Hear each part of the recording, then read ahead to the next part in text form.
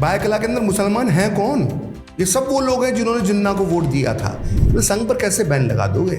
संघ पर कब कब बैन लग चुका और कैसे कैसे हटा है सबको मालूम है। अगर कोई हिंदू साधु सन्यासी राजनीति में बात करता है तो आपके ही समाज से लोग खड़े हो जाते हैं कि भाई ये क्यों बोल रहे हैं। गंभीर मामला है, इसको समझना। और जब ये बात कोई योगी जी कहते हैं या पीएम कहते हैं कटेंगे तो बटेंगे, तो ये कोई ऐसा है कोई जुमला नहीं है। मुसलमान कभी बीजेपी को वोट नहीं देता है, वो अलग ढंग से चलता है। तो भाई साहब ये कटु सत्य है कि जो मुस्लिम व्यक्ति बीजेपी के साथ जुड़ जाता है उसका सामाजिक बहिष्कार उसी दिन से शुरू हो जाता है। ये मुंबई भारत की आर्थिक राजधानी है, उसमें जब ये जनसंख्या असंतुलन होगा तो उसके दूरगामी परिणाम नजर आएंगे, है ना। यूएन चार्टर भारत को साइन कर लेना चाहिए, इस तरह की मांगे की जाती हैं।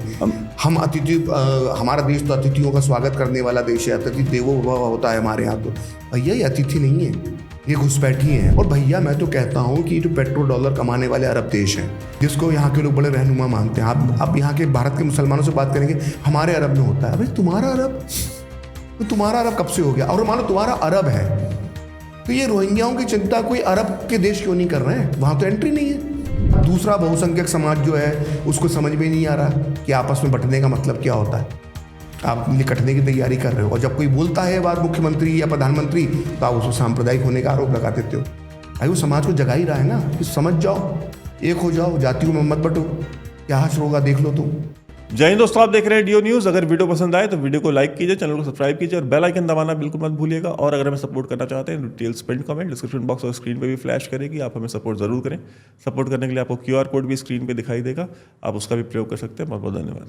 जय हिंद दोस्तों, आप सभी का स्वागत है आज के हमारे कार्यक्रम में। आज हमारे साथ प्रखर श्रीवास्तव जी हैं, आप सभी जानते हैं, हमारे भाई हैं और दूरदर्शन पे अपना प्रोग्राम करते हैं और इंडिया टीवी और बहुत सारे इंडिया के बड़े बड़े चैनल, सहारा न्यूज़ में लगभग 20 साल से ज़्यादा हो गई पत्रकारिता करते करते। आपसे कुछ मुद्दों पे हम डिस्कस करेंगे। सबसे पहले तो ये महाराष्ट्र के ऊपर हम बात कर लेते हैं।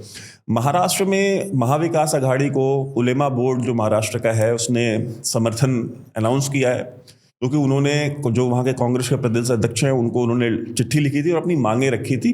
20 मांगे थी, उनमें से जो 5-6 मांगे हैं मैं आपको बताता हूँ। और ये मांगे कांग्रेस पार्टी ने, एनसीपी ने और शिवसेना उद्धव ठाकरे ने मान ली हैं। दंगे के आरोप में जितने गिरफ्तार मुसलमान हैं उनको छोड़ा जाएगा। भड़काऊ बयान देने वाले जो सलमान अजहरी हैं उनको रिहा किया जाएगा। इमाम और मौलाना को 15,000 रुपए सैलरी दी जाएगी सरकार की तरफ से। वक्फ संशोधन बिल वापस लिया जाएगा। मुसलमानों को अलग से आरक्षण दिया जाएगा। आरएसएस पर प्रतिबंध लगाया जाएगा, ठीक, जहां आरएसएस का हेडक्वार्टर है। अब देखिए इसमें क्या है ना कि हम जब राष्ट्रीय स्तर की राजनीति की बात करते हैं, मुस्लिम तुष्टिकरण और मुस्लिम वोट बैंक की जब हम बात करते हैं तो हमारा पूरा फोकस जो है वो हम लोग यूपी पे रखते हैं या काफ़ी हद तक हम बिहार पे रखते हैं, अम्बाय समीकरण और ये सब पे हम बात करते हैं। लेकिन हम जब बात अगर भारतीय राजनीति को आप बिल्कुल डिटेल में जाएंगे, उसके डीप एनालिसिस जब करेंगे तो हम महाराष्ट्र को भूल जाते हैं। महाराष्ट्र में जड़ें बहुत गहरी हैं मुस्लिम तुष्टिकरण की राजनीति की और मुस्लिम पक्ष की तरफ से मांगों की। ये समझने की ज़रूरत है कि सीटें आप लोगों ने तय कर ली कि इतनी सीटों पे हमें टिकट मिलना चाहिए तो हम यहाँ से हम जिता सकते हैं। आप मांगे रख रहे हैं, शर्तें रख रहे हैं, तो अभी तक ये यूपी और बिहार में नज़र नहीं आता, तो उससे कहीं ज़्यादा है ये। और केरल में इससे भी ज़्यादा मुस्लिम राजनीति की जड़ें गहरी हैं। तो आपको समझने की ज़रूरत है कि इसके उसमें क्या। आप देखिए बार बार मैं तो देखिए इतिहास की बात करता हूँ, बायकुला का नाम बार बार आ रहा है कि बायकुला जो सीट है इसके बारे में बहुत कम लोग जानते हैं कि मोहम्मद अली जिन्ना जब 1945-46 का जो चुनाव जीते थे वो इस बायकुला सीट से जीते थे। तो जिन मुसलमानों ने बायकुला सीट पर मोहम्मद अली जिन्ना को वोट दिया था तो जाहिर तौर पर वो पाकिस्तान के समर्थक थे। और ये 1945-46 की बात है, तब तक पाकिस्तान की मांग तो सामने आ चुकी थी, उसी मुद्दे पर मुस्लिम लीग चुनाव लड़ रही थी। तो बायकुला के मुसलमानों ने मोहम्मद अली जिन्ना को वोट दिया था तो जाहिर तौर पर उन्हें पाकिस्तान जाना चाहिए था ना, पाकिस्तान बनने के बाद। तो ये आज 42% बायकुला के अंदर मुसलमान हैं कौन? ये सब वो लोग हैं जिन्होंने जिन्ना को वोट दिया था। तो ये जो इस्लामी कट्टरपंथ की जो जड़ें गहरी हैं ये मुंबई के अंदर बहुत ज़्यादा है, महाराष्ट्र में बहुत ज़्यादा गहरी है। आप देखिए जो ओवैसी है वो जो पहली जो उसकी बढ़त बनाता है वो हैदराबाद के बाहर निकलकर वो कहाँ बनाता है? वो महाराष्ट्र में बनाता है। अभी देख लीजिए ओवैसी के एक मंच से जो उसके जगह पर औरंगाबाद में भी एक वीडियो वायरल हो रहा है आज, वो महिला किस तरह के भाषण दे रही है। मतलब महाराष्ट्र में रहकर छत्रपति शिवाजी के बेटे संभाजी महाराज के लिए आप किस भाषा का इस्तेमाल कर रहे हो और ये सब देख रहे हैं। इनको कोई फर्क नहीं पड़ रहा। तो ये जड़ें जो हैं महाराष्ट्र के अंदर बहुत गहरी हैं और ये बताती हैं कि ये जो मांगे हैं, जिसके लिए डॉक्टर अंबेडकर बार बार कहते थे कि मुस्लिम जो मांगे हैं वो कभी खत्म नहीं होती हैं। और जो ये मांगे इनकी इस तरह की होती है, जैसे जब हम आज़ादी के पहले तो अपने लिए 25% रिजर्वेशन मांगते थे, जबकि आबादी आपकी उतनी थी नहीं। तो ये जो इनकी सोच है, मतलब मांगों की जो पिपासा है वो कभी शांत नहीं होती, महाराष्ट्र के चुनाव में नजर आ रही है। जिस तरह की सीटें मांग रहे हैं, जिस तरह की मांगे हैं, तो संघ पर कैसे बैन लगा दोगे? संघ पर कब कब बैन लग चुका और कैसे कैसे हटा है सबको मालूम है। और जितने केस अभी राहुल गांधी के चल रहे हैं संघ के ऊपर, देखिएगा संघ में सारे मानहानि के केस में राहुल गांधी का क्या हश्र होगा, आप देख लेना। संघ सामान्यतः ना कोर्ट में हारा है, कभी हारता नहीं है, 100% रिकॉर्ड है उसका। और इनके बैन लगाने से बैन लग जाएगा उस पर। जो काम नेहरू नहीं कर पाए उनको 16-17 महीने के अंदर बैन हटाना पड़ गया था। बड़े चीख के चिल्लाते ना, वो बैन लगाया था तो हटाना भी पड़ा था ना, क्योंकि कुछ मिला ही नहीं था आपको। तो ये कुछ भी मांगे कर लें, लेकिन ये चेहरे सामने आ रहे हो। इसलिए जब पीएम मोदी जब जा रहे हैं बार बार एक रहेंगे सेफ रहेंगे बोल रहे हैं, तो उसकी वजह ये है। देखिए पीएम मोदी का, आप यूपी का इलेक्शन 2017 का है, वो बार बार कब्रिस्तान की उन्होंने बात की, दिवाली और ईद की बात की। तो कई लोगों को लगा यार पीएम ऐसा क्यों बोल रहे हैं, क्या ये इश्यू है? लेकिन वहां पर वो इश्यू था यूपी में। तो पीएम अगर किसी जगह पे जाके बोल रहे हैं तो वो उस जगह को समझ रहे हैं। अगर वो बोल रहे हैं तो कहीं ना कहीं ये मैसेजिंग है क्लियर, और इसका नतीजा जो है वो आपको देखने को मिल जाएगा चुनावी नतीजों। महाराष्ट्र में ही अगर मैं ये कहता हूँ कि जो हमारे यहाँ जो पीठाधीश्वर हैं, अलग अलग पीठों के जो साधु हैं, अगर वो ये अनाउंस करें जिस तरह से इमाम बुखारी अनाउंस करते हैं कि आपको सारे मुसलमानों को इनको वोट देना, या देवबंद से फतवा निकलता है, दुनिया भर का ये फतवेबाजी जो चलती है, तो जो कहते हैं ना कि separation of state and religion, वही तो सेक्युलरिज्म है ना, कि भाई धर्म या धर्म गुरुओं का कोई भी रोल राजनीति में नहीं होना चाहिए, उनका दखल नहीं होना चाहिए। बिल्कुल ठीक। तो ये चीजें फिर मुसलमानों के ऊपर अप्लाई क्यों नहीं होती है? यही तो हमारा जो धर्मनिरपेक्षता है ना, इसको जो छद्म धर्मनिरपेक्षता जो नाम दिया गया वो बिल्कुल सही नाम दिया गया। वजह यह है कि सारी धर्मनिरपेक्षता को निभाने की जिम्मेदारी जो बहुसंख्यक समाज के ऊपर डाल दी गई इस देश में। अगर कोई हिंदू साधु सन्यासी राजनीति में बात करता है तो आपके ही समाज से लोग खड़े हो जाते हैं कि भाई ये क्यों बोल रहे हैं, इनको राजनीति से क्या लेना देना। लेकिन अगर यही बात उलेमा बोलेगा, यही बात कोई शाही इमाम बोलेगा या जामा मस्जिद के इमाम बोलेगा, तो आप उसको नहीं करेंगे। आप जितने मुस्लिम संगठन हैं, आप देखिए वो अब कम्युनिस्ट बोलने लगे। कम्युनिस्टों ने बोल दिया कि प्रियंका गांधी वायनाड के अंदर जमात इस्लामी के समर्थन से चुनाव लड़ रही है। तो ये पूरा जो एक तरह से कॉकस कहूंगा मैं उसको, ये आज का नहीं है, ये इमाम बुखारी के समय से चलता आ रहा है, जनता पार्टी के ज़माने से तमाम चीज़ों का चलता आ रहा है, और इसकी जड़ें बहुत गहरी हैं। और सबसे अजीब बात है, देखिए क्या होता है, हिंदुओं में कुछ साधु सन्यासी दिखाई देते हैं कि इस दल के साथ या उस दल के साथ नहीं है। तो अब मैं बोलना नहीं चाहूँगा, हमारे शंकराचार्य भी हैं, कई ऐसे शंकराचार्य जिनके ऊपर आरोप लगते रहे कि वो कांग्रेस के साथ थे। यहाँ नाम देने की जरूरत नहीं है, जो समझते हैं वो समझ ही जाएंगे कि शंकराचार्य दिग्विजय सिंह जैसे दीक्षित थे, बहुत से थे, और वो उनकी पूरी नीतियाँ जो थी वो कांग्रेस के पक्ष में दिखाई देती थी। कुछ ऐसे थे जो बीजेपी के साथ थे, तो वो एक अलग है। लेकिन कभी भी अगर कोई इस तरह की वोट किसको देना, जब इस तरह की कोई हिंदू सन्यासी या हिंदू धर्मात्मा बात करेगा तो उसका क्या प्रभाव होता है वो हमने देख लिया, किस तरह के रिएक्शंस आते हैं। लेकिन इनका सिस्टम जो है, जो मुस्लिम कट्टरपंथियों का जो सिस्टम है जिसमें राजनीति का और धर्म का घालमेल होता है, वो बड़ा ही समझने वाली बात है। मतलब भारत की जो सबसे बड़ी मस्जिद है उसके शाही इमाम से लेकर लोकल मस्जिद तक का जो मौलवी रहता है वो भी वोटिंग के एक रात पहले तक सक्रिय रहता है। मतलब मुसलमान कई जगहों पर, ये हो सकता है किसी को आपत्ति ले ले क्योंकि क्या अंदर हो रहा है, कहीं लिखित में तो कुछ नहीं होता है, लेकिन जो भी भारतीय राजनीति को समझते हैं, जो आखिरी समय तक सोचते हैं कि मुस्लिम वोट कहाँ जाएगा, वो भी इंतजार कर रहे होते हैं कि आखिरी दिन लोकल मस्जिद से क्या ऐलान होने वाला है, लोकल मस्जिद में क्या मैसेजिंग होने वाली है। तो ये पूरा सिस्टम बना हुआ है। मतलब बड़ी मस्जिद से लेकर मोहल्ले की जो छोटी मस्जिद है जिसमें 30-35 लोग भी नमाज पढ़ने आते हैं, वहां तक भी रूट्स उनके तय है राजनीतिक कि किसको आखिरी दिन एक दिन पहले बता देंगे इसको वोट देना है।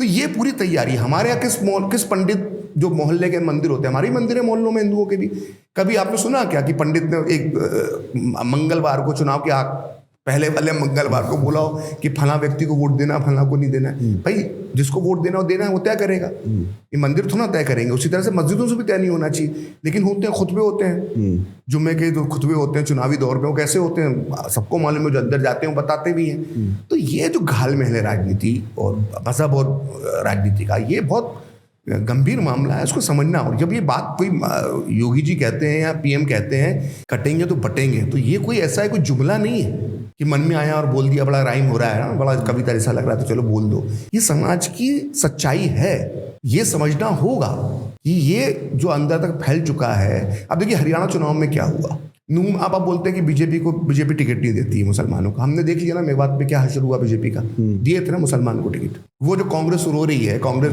जो कहती कि नहीं हम तो रो रही है, कह रहे मतलब जो बार बार कांग्रेस दलील देती है कि हमारे तो बस बहुत ही कम वोटिंग परसेंटेज वोट जो एक्चुअल पूरे राज्य का वोट मिला दिया गया हरियाणा का, तो हमारा करीब करीब बीजेपी के बराबर है। अरे भाई बीजेपी के इसलिए बराबर है कि जो आपको एक तरफा वोटिंग आपके पक्ष में मेवात इलाके में हो गई, 90 हज़ार की लीड आपको मिल गई, तो उससे हरियाणा जैसे छोटे राज्य में आप वोटिंग में दोनों में बराबर आ गए। तो एक तरफा वोटिंग कश्मीर में क्या हुआ, दिए थे ना बीजेपी ने टिकट।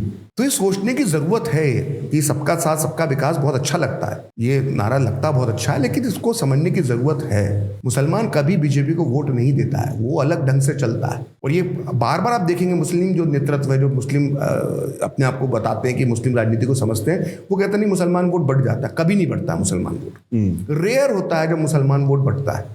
उसका वोट उसी को जाता है जो बीजेपी को हराने वाला। और ये बहुत ज्ञानी गुड़ी ऐसा नहीं कोई ज्ञान की बात है जो किसी को ना मालूम, लेकिन मैंने देखा पिछले 15-20 सालों से ये नैरेटिव फैलाने की कोशिश की जा रही है कि नहीं मुस्लिम वोट भी बढ़ जाता है, वो ओवैसी काट लेते हैं। ओवैसी वहीं काटते हैं जहां वो जीत रहे होते हैं। ओवैसी बाकी जगह पर उनकी पार्टी वोट नहीं काट पाती है, वो वहीं काटती है जहां पर विनिंग कैंडिडेट वो देते हैं। तो ये बिथ है, ये वो फैलाने की कोशिश हो रही है कि नहीं मुस्लिम वोट बैंक, ये तो आंकड़े बताते हैं। वो बीजेपी को वोट नहीं जाता है, फिर भी आप कुछ लोग चिल्लाते हैं कि टिकट नहीं मिलते। क्या टिकट देके होना क्या है? बीजेपी को जितने वोट मुसलमानों को मिलते हैं उससे ज्यादा उनके वहां पे ये अल्पसंख्यक मोर्चा के मेंबर्स हैं। हाँ मतलब जिस सीट पे अल्पसंख्यक मोर्चा की बात कर रहे हैं भाई, अल्पसंख्यक मोर्चा चलो छोटे मोटे चुटभैये नेता होते हैं। ऐसे नेता जो बीजेपी अटल जी की सरकार में केंद्रीय मंत्री रह ली है, मोदी जी की सरकार में केंद्रीय मंत्री रह लिए, सोचिए कितना लंबा उनका एक्सपीरियंस राजनीति का होगा। उनके खुद के बूथ में जितने उनके परिवार के सदस्य हैं उस पूर्व मंत्री के, उसके पूरे वोट नहीं पड़े बीजेपी को। नाम देने की क्या जरूरत है? कितने ही मंत्री बने मुसलमान बीजेपी की तरफ से, मालूम ही है सबको। तो ये स्थिति है। मतलब ये बहुत सोची समझी बात है कि अच्छा वो जीतते भी हैं तो वो हिंदू वोटों से जीतते हैं। हाँ वो हाँ अब तो जीतते भी नहीं। मतलब अरे ये मतलब ये आप देखिए कितनी बार हर चुनाव जब हो रहा है, खासकर हम 15-20 साल में देखें, मतलब हो सकता है इसमें कुछ खबरें आप मान लो कि शायद अतिशयोक्ति के साथ छाप दी जाती हों, लेकिन आप हर चुनाव के बाद देखते होंगे कई ऐसे केसेस आते हैं पुलिस में कि मुझे मेरे पड़ोसी ने इसलिए मारा कि मैंने बीजेपी को वोट दे दिया था मुस्लिम मोहल्ले के। हर बार यूपी में भी आए, एमपी में भी आए, हर चुनाव के बाद आते हैं। कई बार पत्नी शिकायत करने थाने पहुंचती है कि मैंने बीजेपी को वोट दे दिया था तो मेरे पति ने मुझे तलाक की धमकी दी है। तो भाई साहब ये कटु सत्य है कि जो मुस्लिम व्यक्ति बीजेपी के साथ जुड़ जाता है उसका सामाजिक बहिष्कार उसी दिन से शुरू हो जाता है। मतलब बीइंग ए मुस्लिम आप बीजेपी के सपोर्टर आप समाज में सरवाइव नहीं कर सकते उनके समाज में। तो ये बहुत सारी बातें फैला दी गई हैं कि भाई ये जो है नहीं मुस्लिम इतना परसेंट जो यूथ है वो तो दे देता है बीजेपी को, ये कर देता है। तो ये सब कहने की बातें बहुत स्पष्ट हैं कि बीजेपी को कोई वोट मिलता नहीं है और बीजेपी चाहे कितने ही मुस्लिम कैंडिडेट उतार दे उसको कुछ मिलना है नहीं उससे। नहीं, और हम अगर पूरे इलेक्शन में देखें तो लोग कहते हैं ना कि धर्म की राजनीति नहीं होनी चाहिए। तो अगर धर्म की राजनीति नहीं होगी तो फिर क्या अधर्म की राजनीति होनी चाहिए? मतलब धर्म क्या है? धर्म मजहब तो नहीं है। अगर हम शाब्दिक अर्थ में भी जाएं तो धर्म मजहब नहीं है, रिलीजन नहीं है। धर्म इज राइटियसनेस, जो सही है वो धर्म है, वो जो सही है वो धर्म, ठीक है, जो गलत हुआ धर्म वो अधर्म है। तो अगर हम सही की राजनीति नहीं करें तो क्या गलत की राजनीति करें?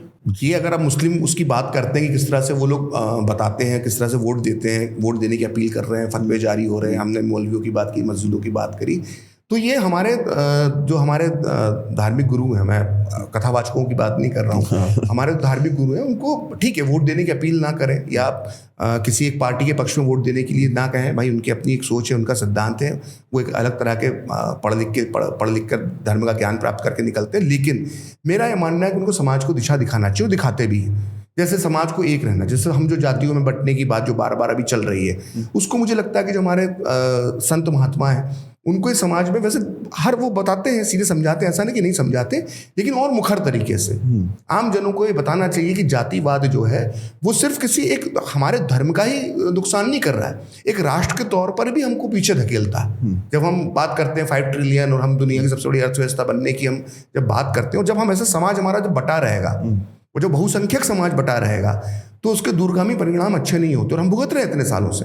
और इतने सालों की जब मैं बात करता हूँ तो मैं 700, 800, 1000 साल की बात कर रहा हूँ कि हम इस जब बिखरे रहे तो हम पर किस किस तरह से आक्रमण हुए, हम कैसे गुलाम बनते गए। ये है तो हमारे जो धर्म संत महात्मा हैं उनको इस तरफ प्रेरित करते हैं, और भी ज़्यादा मुखर तरीके से प्रेरित करने की ज़रूरत है समाज के तौर पर एकजुट करने की। Tata institute of social sciences की रिपोर्ट आई है, आप अभी कल ही आई है वो रिपोर्ट, और उसमें आया है ये कि मुंबई के अंदर जो मुस्लिम आबादी है वो 2051 तक 42% हो जाएगी, और हिंदू आबादी मात्र 55% रह जाएगी बॉम्बे के अंदर 2051 तक। ज़्यादा दिन नहीं है, 20 साल के लगभग का गेम है पूरा। तो अगर 20-25 साल में अगर बॉम्बे की, अब अच्छा उसमें सबसे जो चौंकाने वाली बात आई है कि वो कोई इंटरनल डेमोग्राफिक शिफ्ट नहीं हो रहा है, ना उनकी कोई पॉपुलेशन ग्रोथ बहुत ज़्यादा वो उसका कॉज है।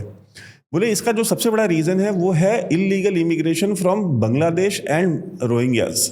ठीक है, रोहिंग्या और बांग्लादेशी इतने ज़्यादा भरते जा रहे हैं, और एक पूरा का पूरा उन्होंने बहुत अच्छी रिपोर्ट बनाई है। उन्होंने कहा कि एक बंदा आता है और 100 फिर वो और लेके आता है अपने साथ, उनको पुल इन करता है, और जो पैसा वो भेज रहे हैं मुंबई शहर से अपने घर, वो महीने का 10,000 रुपये से लेकर के 1 लाख रुपए तक वो अमाउंट है जो हर महीने। देखिए ये रिपोर्ट जिस संस्थान ने दी है, हाँ, उस संस्थान के बारे में भी हमारे दर्शकों को मालूम होना चाहिए कि उसको बड़ा ही लिबरल, हाँ, और कई तो कहते हैं कि वामपंथी सोच का वो संस्थान है। वो अगर ये रिपोर्ट दे रहा है तो चौंकाने वाली है। देखिए, मैं फिर इतिहास में जाता हूँ। हम इस तरह की जो खबरें आती हैं उसको बहुत लाइटली लेते हैं कि यार ये तो असंभव है, क्योंकि कुछ एस.वाई. कुरैशी ने एक पुस्तक लिख दी है कि इतने मुसलमान कभी हो ही नहीं पाएंगे, वो बहुसंख्यक नहीं हो सकते, बहुसंख्यक होने के लिए उनको 300-400 साल, जो सब बातें करते रहते हैं। ठीक है, वो अपनी जगह पे उनकी एक आंकड़े देने की, वो आंकड़ों से खेलने की चीज़ें हैं, लेकिन हकीकत में जो हुआ है हमें उससे सबक सीखने की ज़रूरत है। एक बहुत बड़े भारत के नेता होते थे गोपीनाथ बोरदोलई। दुर्भाग्य की बात है कि युवा पीढ़ी उनके बारे में जानती नहीं है। अटल जी की सरकार में उन्हें भारत रत्न दिया गया और वो असम के मुख्यमंत्री रहे, और सबसे पहले वो चीख चीख कर ये कहते थे कि असम के जो डेमोग्राफिक चेंजेस हो रहे हैं, आज़ादी के पहले 40s में उन्होंने इस आवाज़ को उठाना शुरू कर दिया था कि ये डेमोग्राफिक चेंजेस हो रहे हैं। यहाँ से बिहार से लोग ला के बसाए जा रहे हैं, बंगाल से मुस्लिम आबादी जो है वो ला के बसाई जा रही है, असमी जो संस्कृति है उसको नुकसान पहुँचेगा। उनकी बात की लगातार अनदेखी की जाती रही। आप नेहरू जी के पत्र पढ़िए, गोपीनाथ बोरदोलई को कई लिखे हैं, उसमें नेहरू जी की भाषा उनके लिए ऐसी हो जाती है जैसे गोपीनाथ बोरदोलई बड़े सांप्रदायिक आदमी हो। वो असमी संस्कृति को बचाने की बात कर रहे थे, लेकिन उनको सांप्रदायिक होने के ठप्पे उन पर लगा दिए गए और उनका राजनीति के हाशिए पर वो चल जाते गए। आज असम की स्थिति क्या है? तो ये जो जिस पे चिंता 1940 में जताई गई, वो 1970-75 तक आते आते असम का क्या हाल हो गया था हमको मालूम पड़ गया था 35 साल के अंदर। तो ये हमें इतिहास से सबक सीखना चाहिए। आप उत्तराखंड देख लीजिए, उत्तराखंड तो हमारे देखते देखते हुआ है। ऐसा नहीं कि उत्तराखंड हम कोई पहली बार अब जाना हमने शुरू किया, शुरुआत से जा रहे हैं। दिल्ली के तो पास ही है, तो हर साल में 3 बार जाना होता है। हम अपनी आंखों से परिवर्तन महसूस कर रहे हैं। हमें किसी आंकड़े को पढ़ने की या 2024-25 की जनगणना का इंतजार नहीं करना है। हमारी आंखें देख लेती हैं उत्तराखंड में। मतलब हम लोग जाते हैं रोड पे, जैसे रुड़की आता है, हाँ, वो जो 10-15 किलोमीटर की जो बेल्ट आती है उसमें लगता ही नहीं कि इंडिया है। ठीक है, कहने का ये मतलब है कि ठीक है भाई, बढ़ रही है आबादी अगर किसी सामान्य जगह पे बढ़े किसी राज्य, लेकिन किसी ऐसी जगह पर अचानक एक सिस्टमेटिक तरीके से बढ़ती है, कोई चीज़ नेचुरल हो तो चलो समझ में आता है, लेकिन सिस्टमेटिक तरीके से जब कुछ ऐसा होता है तो ये खतरे का संकेत है। आप उत्तराखंड देखिए, उत्तराखंड भारत का सीमावर्ती राज्य है। हम इस दृष्टि से नहीं सोचते। वहाँ पे जनसंख्या का संतुलन बहुत घातक है। यही चीज़ असम पर भी लागू होती है। मुंबई भारत की आर्थिक राजधानी है। उसमें जब ये जनसंख्या असंतुलन होगा तो उसके दूरगामी परिणाम नजर आएंगे। हम देख रहे हैं कि हम दिल्ली शहर के अंदर रहते हैं, हम नोएडा के अंदर बैठे हुए हैं। हम जब इस DND से आगे बढ़ते हैं तो जो जमुना के किनारे जो पूरा जामिया का हिस्सा बढ़ता जा रहा है, तो क्यों बढ़ रहा है, कैसे बढ़ रहा है? रोहिंग्याज एक बड़ी समस्या, उसको बहुत छोटा कम करके बताया जाता है क्योंकि वो आंकड़े सामने नहीं आ रहे हैं, वो घुल मिल जा रहे हैं, वो एक पूरा सिस्टम बना हुआ है। यहीं हमारे ही बीच के कुछ लोग हैं जिसको मैं जयचंद कहता हूँ कि 500 रुपये, 1000, 5000, 2000 रुपये के लिए वो आधार कार्ड बना देते हैं। अब तो स्थिति ये हो गई कि पासपोर्ट बनाने लग गए। अभी एक बड़ा दिलचस्प किस्सा आया, बांग्लादेशी एक पॉर्न स्टार थी, अश्लील फिल्मों में काम करती है, उसका मुंबई के अंदर पासपोर्ट बन गया। तो कौन है पासपोर्ट बनाने वाला? ठीक है, वो जो आ रहे हैं, जो कर रहे हैं, वो तो गलत हो रहा है, लेकिन सिस्टम को तो दुरुस्त करने की जरूरत है कि क्या हमारे यहाँ लोग 2000 रुपये के लिए विदेशी को एक आधार कार्ड बना के, उसका राशन कार्ड बना के उसको स्थायी नागरिक बना देंगे इस देश के लिए। 2,000 रुपये आपने कमा लिए, लेकिन वो 2,000 में आप देश का कितना बड़ा नुकसान कर गए किसी को अंदाज़ा नहीं। इस सिस्टम पर भी नकेल कसने की ज़रूरत है। अब तो टेक्नोलॉजी है, सब चीज़ें हैं, कंप्यूटर है, पहले होता था चलो समझ में आता था, अब क्यों हो रहा है? इस सिस्टम पर भी तो कोई ध्यान देगा। ये पूरा आपको 360 डिग्री इस पर काम करना पड़ेगा। हम लोग सिर्फ इधर रिफ्यूजी हैं इस नाम से आ गए करके हम हल्के में लेके, संख्या इतनी नहीं है उतनी नहीं है, ये बातें करने से कुछ नहीं होगा। बिल्कुल धरातल पे जाके इसको लेके काम करने की ज़रूरत है। इसमें से जो एक 2 पॉइंट्स हैं इस रिपोर्ट में कि 60 to 70% महिलाएं जो वहाँ से आ रही हैं वो देह व्यापार में लगी हुई हैं। 60 to 70%, चाहे वो बांग्लादेशी हो चाहे रोहिंग्या हो। दूसरा कि ये जा करके, चलिए ठीक है, हम बांग्लादेश से आए अगर रेफ्यूजी हैं, अगर सो कॉल्ड, तो आसाम में बस सकते हैं, बंगाल में बस सकते हैं। वो वहाँ से निकलते हैं रोहिंग्यास और जाते हैं, बसते हैं कहाँ पे? जम्मू में। हाँ, कहाँ बसते हैं? वैली में जाके बसते हैं। अच्छा, वैली में जम्मू में ज़्यादा बसे ना। हाँ, जम्मू में ज़्यादा डेमोग्राफी। अब हाँ। यही बात तो, यही शक पैदा करती है ना विभा भाई, कि आप जो नेचुरल तरीके से, आपकी जगह कौन सी है? खान पान आपका बंगाल से मिलता है, भाषा आपकी बंगाल से मिलती है, आप अपने चेहरों लुक्स की वजह से वहाँ पर घुल मिल सकते हो, लेकिन उसके बाद भी रिस्क लेकर ऐसी जगहों पर बसाया जा रहा है। तो सिस्टम काम कर रहा है ना। ये सिस्टम क्या है? जम्मू के अंदर जब बसाया गया तो क्या वजह रही होगी भाई? डेमोग्राफिक चेंजेस ना, कि आपको जम्मू में भी डेमोग्राफिक चेंज कर देना है। ये आपकी जड़ों पर प्रहार कर देने जैसा है, और इसके लिए एक पूरा सिस्टम लगा हुआ है। सिस्टम सिर्फ रोहिंग्याओं को ढूंढ कर भगाने की, डिपोर्ट करने की जरूरत नहीं है, वो तो करना ही चाहिए।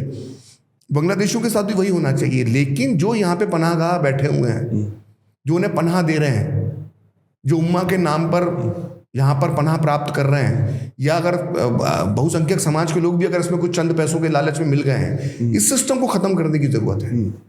जड़ तो वही, जब तक यहाँ पे जो इनका जो सिस्टम बना रखा है ना, वो अचानक नहीं आ रहा है कि एक दिन प्रताड़ित होकर वो भागकर बंगाल की सीमा से दाखिल हो गया।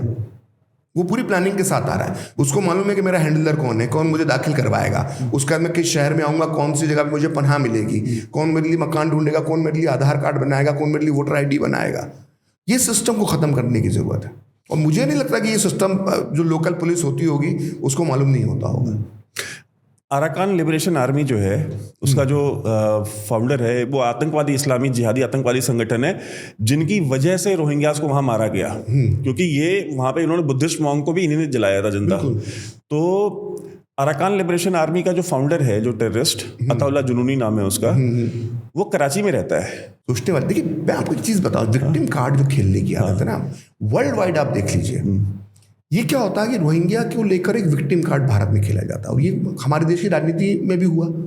आम आदमी पार्टी के आप कुछ नेताओं के बयान देख लीजिए, रोहिंग्याओं के लिए किस तरह के बयान दिए गए, है ना। UN चार्टर भारत को साइन कर लेना चाहिए, इस तरह की मांगे की जाती हैं। हम अतिथि, हमारा देश तो अतिथियों का स्वागत करने वाला देश है, अतिथि देवो भव होता है हमारे यहाँ। तो भैया ये अतिथि नहीं है, ये घुसपैठी हैं। और दूसरी बात, इनको जो विक्टिम कार्ड खेल, मैं तो देखिए बार बार कहता हूँ, और मैं बहुत इसको कहने में हिचकिचाता नहीं हूँ। हम सब जब घर से बाहर निकलते हैं तो हमारे पास हमारा ड्राइविंग लाइसेंस होता है, हमारा आधार कार्ड हम साथ रखते हैं, पैन कार्ड साथ में रखते हैं, और हमें क्रेडिट कार्ड, डेबिट कार्ड साथ में रखते हैं। भारतीय मुसलमान या वर्ल्ड वाइड मुसलमान के पास ये कार्ड हो ना हो, उसकी जेब में हरा वाला विक्टिम कार्ड जरूर होता है, ऊपर की जेब में। जैसे कुछ होता है वो निकाल दो। देखो वर्ल्ड वाइड आप कहीं की बात कर लो, आप जो आज आप गजा की तस्वीरें आप सारी दुनिया में दिखाते हो, पहला हमला किसने किया? हमास ने। आप रोहिंग्याओं की तस्वीर दिखाते हो, तो रोहिंग्याओं के साथ, रोहिंग्याओं ने शुरुआत किसने की? बौद्ध लड़की के साथ किसने बलात्कार किया था? वो आरोपी कौन थे? उन आरोपी को गांव वालों ने कैसे बचाया? बौद्ध को किसने, भिक्षु को किसने जलाया था? तो आप आज उनकी शक्लें नावों में बैठी हुई दिखाकर आप सहानुभूति लेना चाहते हो, लेकिन उन पर जो आरोप लगे उनकी कम्युनिटी पे, उस पर आप बात नहीं करना चाहते। और भैया मैं तो कहता हूँ कि जो पेट्रोल डॉलर कमाने वाले अरब देश हैं, जिसको यहाँ के लोग बड़े रहनुमा मानते हैं, आप यहाँ के भारत के मुसलमानों से बात करेंगे, हमारे अरब में होता है। अरे तुम्हारा अरब, तो तुम्हारा अरब कब से हो गया? और मानो तुम्हारा अरब है, तो ये रोहिंग्याओं की चिंता कोई अरब के देश क्यों नहीं कर रहे हैं? वहाँ तो एंट्री नहीं है। अरे छोड़ो यार, रोहिंग्या तो बहुत दूर की बात होगी, तुमने सीरिया के लोगों की चिंता नहीं करी, उनको यूरोप में भेज दिया। क्यों भेजा? ये सोचने वाली बात है। ये कोई सिंपल सी चीज़ नहीं है कि मिडिल ईस्ट के अंदर, एक सीरिया के अंदर प्रॉब्लम होती है और सऊदी अरब के पास इतनी ज़मीन है, वहाँ पे कोई बसने को नहीं पहुँचता, वो यूरोप पहुँचता है। तो ये इसके पीछे षड्यंत्र है। मोहम्मद बिन सलमान का एक बहुत क्लोज एसोसिएट है, सलमान अल अंसारी नाम है उनका, सऊदी है, मेरे बहुत अच्छे दोस्त है। अच्छा। हाँ, तो वो आए हुए थे, तो मेरे घर पे लंच पे आए थे, तो हम बैठे खाना खा रहे थे, तो बातचीत के दौरान उन्होंने ऐसे ही कुछ जिक्र निकला इंडियन मुस्लिम्स का, पाकिस्तानी मुसलमानों का, बांग्लादेशी मुसलमानों का जिक्र निकला, और ये वो बात वो बोल रहे हैं, मैंने नहीं बोली, ठीक है। उन्होंने बोला कि हमारे क्या कि यार हमारी प्रायोरिटी ये होती है सबसे पहले तो कि कोई हिंदू मिल जाए। मैं पहली बार ये चीज़ ऑन द रिकॉर्ड शेयर कर रहा हूँ, आज तक कभी शेयर नहीं की थी। उन्होंने कहा यार हमारी पहली प्रायोरिटी होती है कोई इंडियन हिंदू मिल जाए, ठीक है, सिंसियर लोग हैं, मेहनती लोग हैं, कोई क्राइम नहीं करते, किसी चीज़ में गलत काम में इन्वॉल्व नहीं होते, नियमों से चलते हैं और अपने काम से काम रखते हैं, ठीक है, रिस्पॉन्सिबल सिटीजन है, पीसफुल कम्युनिटी है। कहे कि नहीं मिलता है तो हम प्रेफर करते हैं कि हमें कोई इंडियन पढ़ा लिखा मुसलमान मिल जाए। वो नहीं मिलता तो तीसरे नंबर पे हमारा ऑप्शन था चलो ठीक है पाकिस्तानी पंजाबी मिल गया, कर लिया। कहे कि लास्ट में हमारा बांग्लादेशी है। कहते हैं बांग्लादेशियों के साथ बोलते हैं कि हम बिल्कुल, कहते सारी स्मगलिंग ये करते हैं, पाकिस्तानी और बांग्लादेशी दोनों। यूरोप में वही हाल है इनका। हाँ, वो कहते हैं ही सेड कि यार सारी स्मगलिंग करते हैं, ड्रग्स ले आते हैं, फेक आइटम्स बेचते हैं, ठीक है, कोई नियम कानून नहीं मानते, घेटोवाइज्ड होकर के बसते हैं, कम्युनिटी में घुल मिल के नहीं रहते, ठीक है, अरब कम्युनिटी में घेटोवाइज होके, मतलब कहते हैं कि आप if you go in a area तो वहां पे सिर्फ फिर आपको पाकिस्तानी रह रहे हैं, फिर वहां बांग्लादेशी रह रहे हैं, और वो सारे के सारे आते हैं और इलीगली आते हैं कि हमारे यहाँ भीख मांगने के लिए जा रहे हैं। मतलब ये इतनी बेइज्जती हो रही है पाकिस्तान की, उसमें इज्जत क्या थी उसकी। लेकिन अब ये चेक करना पड़ता है, सऊदी अरब ने बोला ये भिखारी आ रहे हैं तुम्हारे यहाँ के, डिपोर्ट करना पड़ते हैं उनको। पहले हज की यात्रा के नाम पे जाते हैं और भीख मांगने का काम वहां पर शुरू कर देते हैं। तो ये तो बहुत अलग तरह से। लेकिन बड़ा सवाल ये है वैभव भाई कि ये मिडिल ईस्ट की प्रॉब्लम में भी, मतलब और किसी भी मुस्लिम को शरण देने के लिए मुसलमान देश आगे क्यों नहीं आ रहा, हम क्यों जिम्मेदारी? मैं बताता हूँ इसका जवाब उन्होंने दिया। जो उन्होंने बोला, उन्होंने कहा यार देखो ये जो यूरोप में, नॉर्थ अमेरिका में, और बोले बहुत हद तक आपके यहाँ पे भी जो सिस्टम चलता है ना, and he new the system. सबसे बड़ी बात उन्होंने कहा आपके यहाँ जो सिस्टम चलता है ना अपीजमेंट का, कि मुसलमान है तो ले लो। ई सेट की यार, उन्होंने कोट किया एक यूएई के जो फॉरेन मिनिस्टर हैं शेख जायद के भाई छोटे, उन्होंने ऑन द रिकॉर्ड बोला था, और ही सेड कि यार आई 100% एग्री विद हिम, क्योंकि उन्होंने जो कहा था ना कि आने वाले 10-15 साल में जो दुनिया के सबसे मोस्ट रेडिकल आतंकवादी निकलेंगे वो नॉर्थ अमेरिका और यूरोप से निकलेंगे, जो इस्लामिक जिहादी होंगे। क्योंकि आप अपीजमेंट के नाम पे, आप फ्रीडम ऑफ स्पीच के नाम पे, आप लिबर्टी के नाम पे आप उनको वो चीजें करने की इजाजत दे रहे हो जो कि कभी भी अरब सोसाइटी उनको नहीं देगी। तो इसीलिए डेमोक्रेसी कोई जगह ही नहीं हो। तो हाँ, कहते हैं कि भाई क्या यार आप फ्रीडम ऑफ स्पीच के नाम पे चाहे जो बोल दे वो, ठीक है, रिजीम चेंज कर दे। कहते हैं कि आपकी डेमोक्रेसी और आपका कि you will be the paying the price for it. वो आतंकवादी हमला हमारे यहाँ के नहीं करेंगे। नहीं, सही बात है, वो आप क्या ही करेंगे। और इंडिया में भी आप देखिए हो रहा है। इंडियन मुजाहिदीन क्या चीज है? इंडियन मुजाहिदीन क्या चीज है? उसमें अरब आकर के बॉम्ब ब्लास्ट करते हैं इंडिया में। सारा कैडर आपका है ना इंडियन मुसलमान। देखिए वो तो यूरोप में जो स्थितियां बिगड़ गई वो दिखाई दे रही है। अच्छा देखिए हिपोक्रेसी देखिए, मेरे को जिस पे जो चढ़ाती है, आपको है ना रोहिंग्याओं के लिए बड़ा दर्द है, आपको है ना इसके गजा के अंदर जो हो रहा है आप आवाज़ उठाते रहोगे, ठीक है, फिलिस्तीन को लेकर जो है आप जो भी उसका इजराइल का सपोर्ट करेगा आप पे उसका यहाँ पर आप देखोगे किस तरह से व्यवहार होता है, इजराइल के झंडे जलाए जाते हैं। हिजबुल्ला का चीफ मारा गया तो हमारे इंदौर शहर के अंदर जो है वो उसकी पोस्टर लगा हुआ है उसको श्रद्धांजलि देने के लिए। तो भैया बड़े इंटरनेशनल, जहाँ भी भारत दुनिया में मुसलमान को दर्द हो रहा है आपको आप दिखाई दे रहे हो। मैक्रोन ने अपने संविधान में परिवर्तन की कोशिश करी, देश के कम से कम 50 ऐसे शहर थे जहाँ पे उसके ज़मीन पे पोस्टर लगा दिए गए, उसके चेहरे पे थूका गया। मेरा सवाल है, आपने भारत में कभी चीन के खिलाफ धरना प्रदर्शन देखा?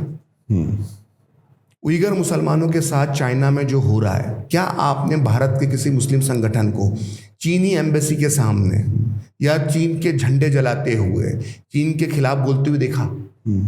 आप सिर्फ उन्हीं के खिलाफ धरने प्रदर्शन कर रहे हो जो भारत के मित्र देश हैं। जैसे इजराइल मित्र देश है, फ्रांस मित्र देश है, तो वहां कहीं भी कुछ ऐसा हो रहा है तो आप उसके राष्ट्रपति और प्रधानमंत्री उसके राष्ट्रीय झंडे का यहाँ पे हमारे देश में अपमान करते हो। चीन जो भारत का दुश्मन है, मैं तो मानता हूँ दुश्मन है, इसमें कोई शक है नहीं, शत्रु संपत्ति के अंदर उसका भी नाम आता है, शत्रु संपत्ति कानून है। उस चीन के खिलाफ भारत का मुसलमान सड़कों पे क्यों नहीं उतरता? अगर उम्मा की भावना उसके अंदर है, उसको लगता है कि पूरी दुनिया का मुसलमान एक है, तो अगर तुम्हें गजा के बच्चों का दर्द दिखाई दे रहा है तो उइगर मुसलमान के बच्चों का दर्द क्यों नहीं दिखाई दे रहा है? कम से कम फिलिस्तीन में या इजराइल में रहने वाले मुसलमान को 5 वक्त की नमाज पढ़ने मस्जिद में जाने की आज़ादी तो है।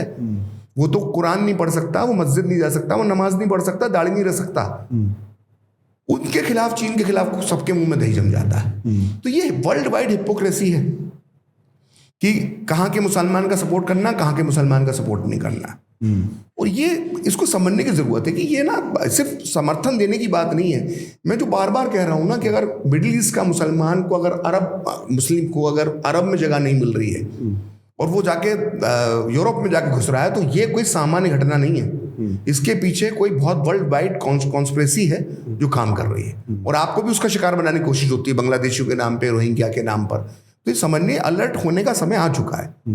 इसमें बहुत सारा रिस्पॉन्सिबल तो हमारी पत्रकार कम्युनिटी भी है ना, क्योंकि हमने जो नैरेटिव चलाया है पिछले 30-40 सालों में, स्पेशली जो 20 साल में इलेक्ट्रॉनिक मीडिया आने के बाद, तो हमने कोई भी डिस्कशन ऐसा तो नहीं देखा जहाँ पे इजराइल और गाजा कॉन्फ्लिक्ट के बारे में सच्चाई दिखाई जा रही हो।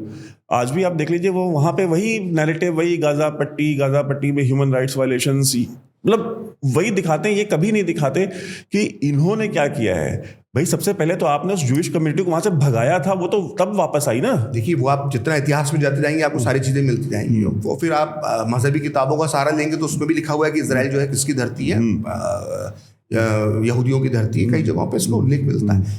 हम उतना पीछे ना जाएं। हम अगर वर्तमान उसके परिप्रेक्ष्य में ही देख के हम बात करें, तो अगर गलत या सही की हम जब बात करते हैं, तो इजराइल के साथ जो गलत हुआ, जो हमने 7 अक्टूबर को देखा, तो आप कोई भी ऐसा देश जिसके साथ ये होगा, क्या वो जवाब नहीं देगा?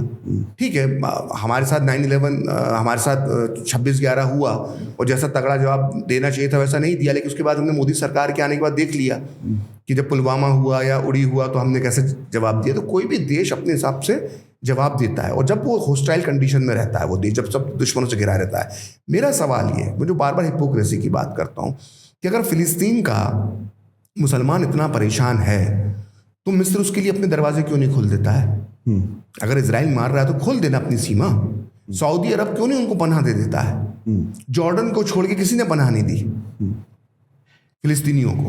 तो तुम जब उम्मा की बात करते हो, जब पूरी तुम दुनिया की बात करते हो कि पूरा मुसलमान एक है, सबके लिए दर्द उभरता है, मतलब सारी जिम्मेदारी भारत की है। मतलब भारत इजराइल के साथ संबंध तोड़ दे। मतलब हम जब यहाँ के मुसलमानों को जब हम देखते हैं, उनकी साइकी देखते हैं, तो इजराइल आतंकवादी देश है, इसके साथ दोस्ती तोड़ दे। अरे भाई, हमारी तुम्हारे जो जिसको तुम हमारे अरब कह के बड़े गर्व के साथ बोलते हो, वो क्या अपनी फिलिस्तीनियों के प्रति कोई जिम्मेदारी निभा रहे हैं?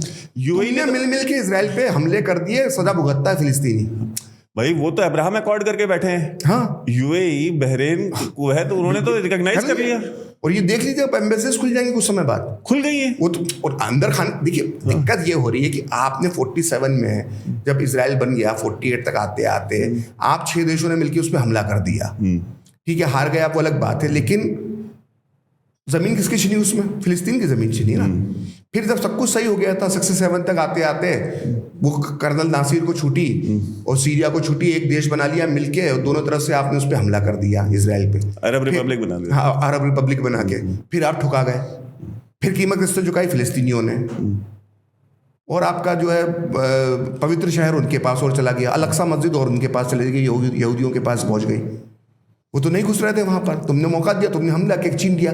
तो तुम हमले करते हो और फिर वो फिलिस्तीन मरता है और फिर फिलिस्तीन चिल्लाते हो। ऊपर से अल्लाह ने ट्रम्प को फिर प्रेसिडेंट बना के भेज दिया है। तो अब ये जो चीजें हैं ना, ये दुख खत्म क्यों नहीं होता? ये सब हिपोक्रेसी है। मतलब मुझे लगता है कि आप किसी के लिए आवाज उठाते वक्त ये नहीं देखते कि जो उसके पास बैठा हुआ है, जिसके पास पावर है, जिसके पास सक्षम है, वो तो कोई उसकी मदद कर नहीं रहा है। तुम कन्वर्टेड 300-400 साल पुराने मुसलमान जो है वो भाग दिए जा रहे हो, नया मुल्ला जोर से जान देता है, तो तुम वो हरकत कर रहे हो। तुम्हें दुनिया भर के मुसलमानों की चिंता है। भाई, जो असली मुसलमान बैठा वही चिंता नहीं कर रहा फिलिस्तीन की, तुम काहे अपनी सेहत खराब कर रहे हो?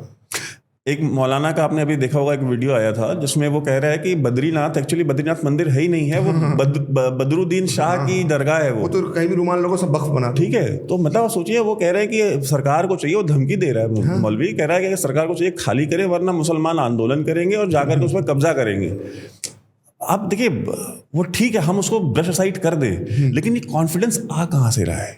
आई मीन, ये बोल देना, अब मैं अगर ये सेम चीज अजमेर के बारे में या किसी और के बारे में बोलूं, नहीं, आप हिम्मत भी मत कीजिए। फतवे निकल जाएंगे। मैं मक्का के बारे में बोल दूं कि वो मक्केश्वर महादेव हैं और वो खाली करे वरना सारे हिंदू मिलकर चढ़ाई करेंगे, मतलब आप इमेजिन कीजिए कि इस देश में तो तमाशा क्या होगा। ये तो देखिए इस तरह का जो अभी वक्फ का जो चल रहा है, आप कहते हैं डरा हुआ मुसलमान है। देखिए 10 साल से तो मोदी सरकार है, उसमें आप देख लीजिए वक्फ के ने क्या क्या करा है। ठीक है वो बीजेपी शासित राज्य नहीं है, लेकिन बीजेपी शासित राज्यों में भी तो पत्थर फेंक रहे हैं दिवाली के दिन, रामनवमी के दिन, दशहरे की यात्रा पे, देवी की यात्रा पे इसका भी इतिहास 100-150 साल पुराना है, हमेशा से यही होता रहा है। फिर जब एक्शन होता है, बुलडोजर चलता है, तो एक पूरा इकोसिस्टम बचाने के लिए मौजूद है। हाँ। हमारे कोर्ट्स भी उस एक्शन पे सवाल उठाना शुरू कर देते हैं। भाई तो रास्ता क्या है? ये जो आपने घेटों बना रखे हैं और घेटों में जो आपके साथ आपकी शोभा यात्रा, भाई क्या दिक्कत हो जाती है? साल में अगर 4 दिन आपके इलाके से कोई यात्रा निकल गई तो ऐसा क्या आपको प्रॉब्लम हो जाती कि आपके हाथ में पत्थर आ जाते हैं, आप फेंकने लगते हैं? तो क्या सिस्टम, पुलिस के पास क्या सिस्टम है? ये प्रशासन जो चला रहा है वो क्या सिस्टम है? ठीक है आप सवाल उठा रहे हैं, कोर्ट ने इस पर रोक लगा दी, कर दिया, लेकिन पुलिस क्या, पुलिस का इकबाल तो ऐसे ही चलता है, पहले भी होता था। अगर हम हिंदू मुसलमान एंगल को हटाते हैं तो जब पुलिस किसी का जुलूस निकालती थी मारते हुए तो वो भी गैर कानूनी है, वो भी मानवाधिकार अगर तथाकथित है तो उसका उल्लंघन है। लेकिन पुलिस ऐसे ही इकबाल चलाती है अपना कि जो शहर का सबसे बड़ा गुंडा है, जो उसको कंट्रोल, उसको हाथ से बाहर बढ़ जाता है तो फिर उसका जुलूस निकाला जाता था। ये होता था, आज भी होता है। अब चूंकि कैमरे वैमरे आ गए हैं तो थोड़ा सा ये मोबाइल कानून बनाने से ह्यूमन नेचर थोड़ी चेंज हुआ है। कानून टोटल इकबाल से चलता है कि आपका इकबाल है, चल रहा है। तो अब भाई आप उस सिस्टम को रोकने की कोशिश करते हैं मानवाधिकारों के नाम पे, दूसरे रास्ते निकाल के। तो ये तो उन राज्यों में हो रहा है ना जहाँ पे बीजेपी, तो कौन डरा हुआ है और कौन डरा हुआ नहीं, और शुरुआत कहाँ से हो रही, पहला पत्थर कौन फेंक रहा है, सवाल ही उठना चाहिए। बाद में नुकसान किसका हुआ ये बात की बात है। हम इजराइल, अब फिलिस्तीन में जब हम संख्या देखते हैं तो 30-35 रोज बढ़ती जा रही, 500-500, लेकिन शुरुआत कहाँ से होती है आपको वो भी देखना पड़ेगा। आज गुजरात दंगों की आप 20 साल से रोना रो रहे हो, मैं इनकी हिपोक्रेसी की बात करता हूँ। देखिए ये पिक एंड चूज है हर चीज़ में इनकी राजनीति। जो हम राजनीति की बात करते हैं, अभी हम महाराष्ट्र चुनाव के परिप्रेक्ष्य में भी बात कर रहे थे, ये 2002 के गुजरात दंगों का अक्सर जिक्र करते हैं। ठीक है, गोधरा की बात कभी नहीं करते कि दंगा क्यों हुआ, और गुजरात दंगों की क्यों बात करते हैं? क्योंकि गुजरात दंगों की बात करके आप देश के प्रधानमंत्री को टेंटेड कर सकते हैं, तो आपका एक बड़ा लार्जर जो फायदा है वो आपको दिखाई देता है। मैं आपसे पूछता हूं कि मुरादाबाद का जो दंगा था, कितने लोगों ने उस पर बात की? क्या था वो दंगा? ईद के दिन, ईद की नमाज मस्जिद के अंदर पीएसी ने फायरिंग खोल दी और 80 नमाजी मर गया। 80 नमाजी मर गया, और कहते हैं मरने वालों की संख्या 300 के ऊपर थी नमाजियों की। सोचिए, सबसे बड़ा त्यौहार मुसलमानों का, मस्जिद, नमाज, और 80 मुसलमान मार दिए। एक मुसलमान आज की तारीख में मुरादाबाद के दंगों की बात नहीं करता। मैं कोई 400 साल पुरानी बात नहीं कर रहा हूँ, ये 80 के दशक की बात कर रहा हूँ। क्यों नहीं करते? क्योंकि उस समय उत्तर प्रदेश के मुख्यमंत्री कौन था? वीपी सिंह। और वीपी सिंह कौन है? पिछड़ों के मसीहा। तो आप पिक एंड चूज जो है ना दंगों में, मतलब अपने ऊपर हुए अत्याचार में भी जो आदमी राजनीति कर लेना, मतलब आप समझ लो कि उसका दिमाग किस लेवल का होगा उस समाज का, कि जो अपने अत्याचार में भी ये देख ले कि यार इस अत्याचार मेरे ऊपर हुए इस अत्याचार को मैं उठाऊंगा, कथित तौर पर जो अत्याचार हुआ, तो मुझे इससे ज्यादा राजनीतिक लाभ मिलेगा, और जो मेरे ऊपर असली अत्याचार हुआ है उसकी मैं बात नहीं करूंगा कि इससे मुझे कोई राजनीतिक लाभ नहीं है। कितने लोग भागलपुर की बात करते हैं, कितने भिवंडी की बात करते हैं, कितने लोग जो हैं वो मेरठ के दंगों की बात कर रहे हैं। सिर्फ गुजरात दंगा, उसमें भी गोधरा की बात नहीं हो रही है। तो नीली नरसंहार असम का, एक रात में 5000 कहते हैं मुसलमान मार दिए गए थे। कोई नीली नरसंहार, मैं बता सकता हूँ दावे के साथ, पढ़ा लिखा मुसलमान भी नीली नरसंहार के बारे में नहीं जानता, नीली दंगों के बारे में जो असम में हुआ था। तो ये जो समाज सिर्फ अपने नफे नुकसान को देखकर चले, तो फिर राजनीति में फिर वो इसी तरह की मांगे जो महाराष्ट्र में सामने आ रही हैं, जो हम जगह जगह देखते हैं, वो सब दिखाई देगा। और उसके बाद दूसरा बहुसंख्यक समाज जो है उसको समझ में नहीं आ रहा कि आपस में बंटने का मतलब क्या होता है। आप निकटने की तैयारी कर रहे हो, और जब कोई बोलता है बात मुख्यमंत्री या प्रधानमंत्री, तो आप उसको सांप्रदायिक होने का आरोप लगा देते हो। भाई वो समाज को जगा ही रहा है ना कि समझ जाओ, एक हो जाओ, जातियों में मत बटो, क्या हश्र होगा देख लो तुम। वो दूसरी तरफ जो दूसरा समाज है, जो मैं कह रहा हूँ कि अपने नुकसान को भी उसी नुकसान को उठा रहा है जहां पे उसको फायदा नजर आ रहा है। तो सोच रहे हैं कितनी राजनीतिक सोच जो है वो कहीं ज्यादा परिपक्व है। इतनी परिपक्व, आप जो बात करो 17 सीटें बायकुला, इन सब, ये सब सोच वहीं से तो निकल रही है। बहुत बहुत धन्यवाद प्रखर भाई। आई बहुत धन्यवाद। कि हम महीने में एक आध बार तो बैठे, बिल्कुल कुछ ना कुछ इस तरह की चर्चा। बिल्कुल अच्छा लगेगा मुझे। हाँ चलिए, तो आप वादा करके जाइए हमारे सब्सक्राइबर्स के साथ, हमारे व्यूअर्स के साथ। बिल्कुल, मैं रेगुलर वैभव के साथ पॉडकास्ट में शामिल होता रहूंगा। ओके, आप सब जुड़े, बहुत बहुत धन्यवाद। देखते रहिए डीओ न्यूज़ और सब्सक्राइब जरूर कीजिए। और प्रखर भाई का प्रोग्राम डीडी न्यूज़ पे आता है, मोनोलॉग करते हैं, बहुत सारे एक्सप्लेनर्स बहुत अच्छे देते हैं, आप वो भी दीजिए। मैं उसका भी लिंक जो है फॉर उदाहरण के लिए मैं अपने डिस्क्रिप्शन में डाल दूंगा, आप उसको भी जरूर चेकआउट कीजिएगा। धन्यवाद। धन्यवाद।